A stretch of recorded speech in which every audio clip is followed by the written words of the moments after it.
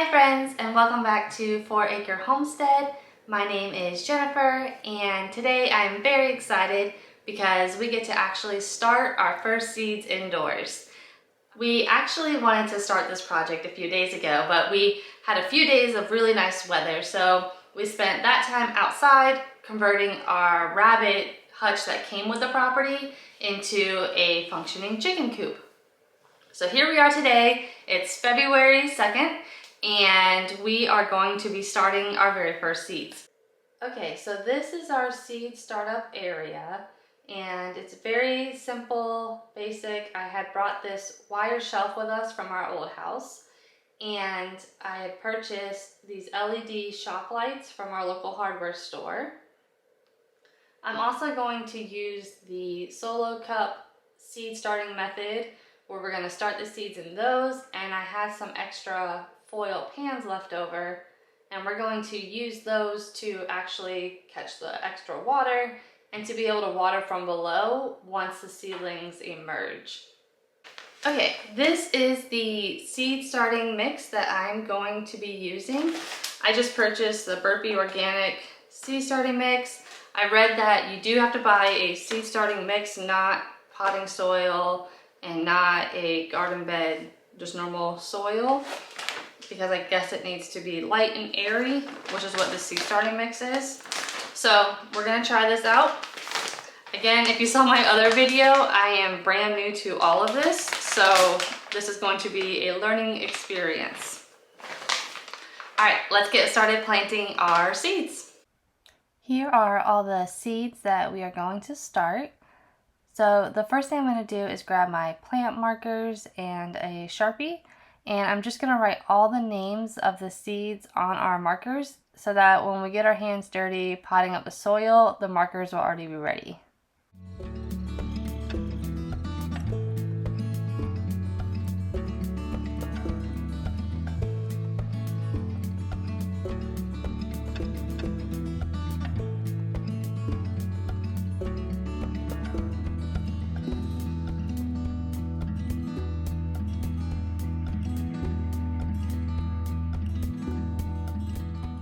Okay, and I'm just going to use an extra foil pan that I have to mix up our seed starting soil.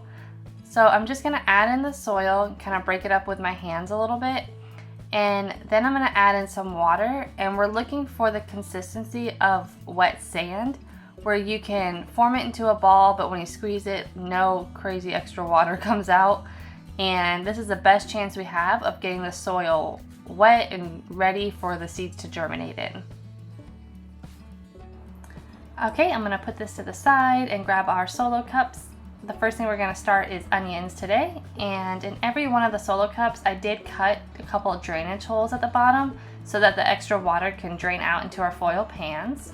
And I'm just gonna go ahead and fill these almost to the top. I left anywhere between a half an inch to an inch of space.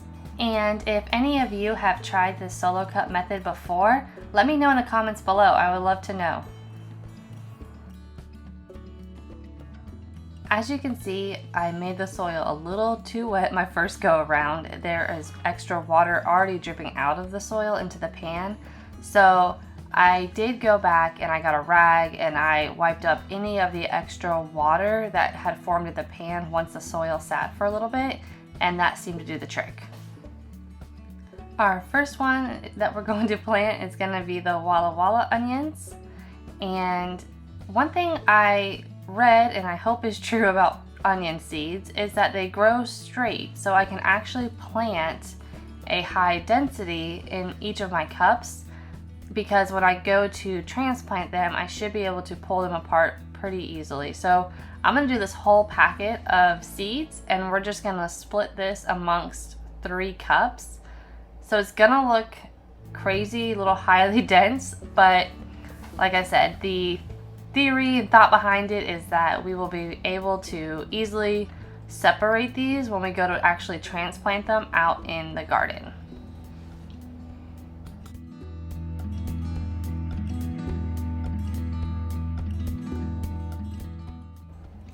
The next one we're going to plant is our sweet Spanish onions, and I'm going to do the same process that I did with our Walla Wallas and just disperse this whole packet of seeds amongst the remaining 3 cups that we have in this tray.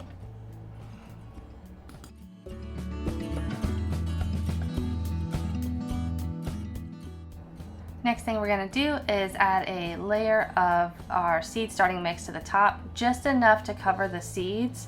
I don't want to bury them too deep because we do want them to germinate.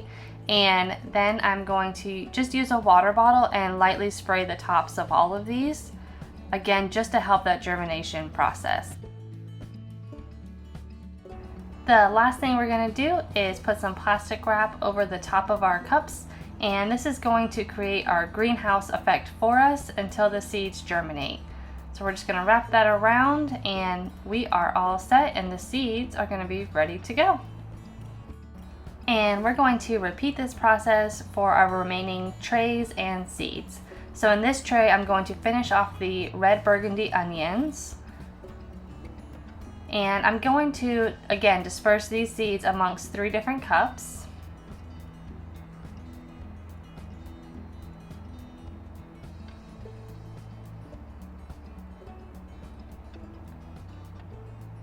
And the next seed that we're going to start in this tray is our sage. The sage seeds are a little bit smaller than our onion seeds, and I am just going to do about 2 or 3 per cup. And if I need to thin them out later, I can, and hopefully be able to put them in another cup and have multiple plants if we get multiple germinations. But I wanted to make sure that we actually had something germinate, so I put 2 or 3 seeds per cup. And the last thing we're going to start is just 1 plant of the wild za'atar oregano. And again, I put a couple of seeds in. We'll see how many germinate. I went ahead and put a little bit more of our seed starting mix on top of the onion and sage plants. I did not do any for our za'atar oregano because the seeds were so small. I just gently pressed them down into the soil and then watered them.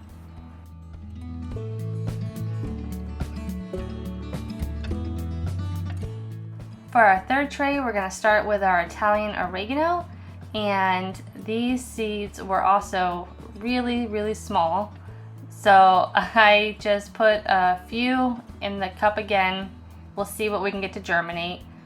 And I won't be mad if I get multiple plants because I do plan to plant some of these near our chicken coop so that I have easy access to feed some to our chickens.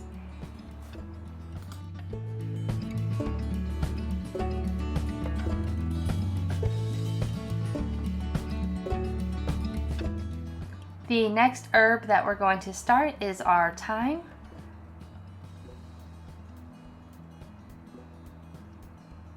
And again, smaller seeds, so I'm just going to sprinkle a few on top and we'll see what happens.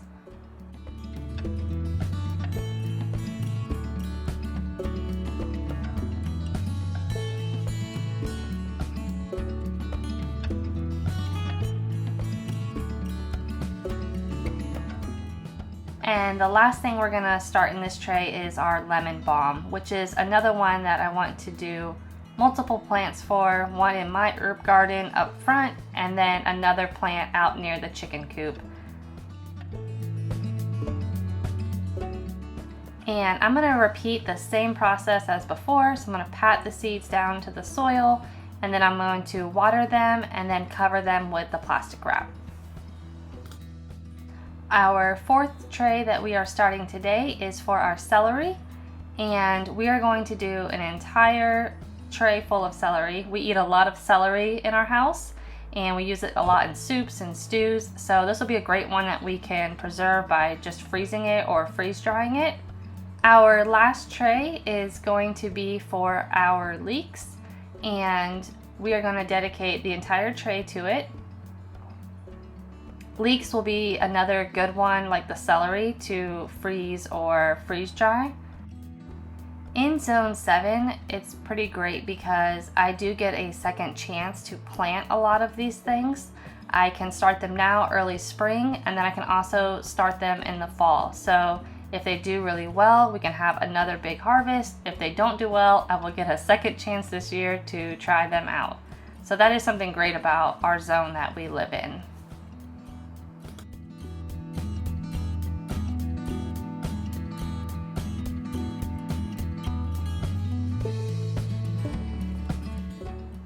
All right, here are all of our seedlings ready to go.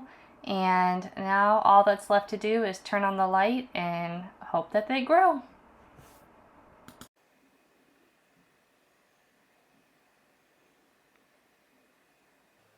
Alright friends, and that is it for our seed starting for today. If you like this video, please give it a thumbs up. Also, if you would like to follow along on my journey as a brand new gardener, going through all of this for the first time, please hit that subscribe button below and you will be notified every time I post a new video. I plan on posting another update video on how our seedlings will be doing in a couple of days. And we have some more seeds to start indoors, so I really hope you guys follow along. Thank you again. Have a great day.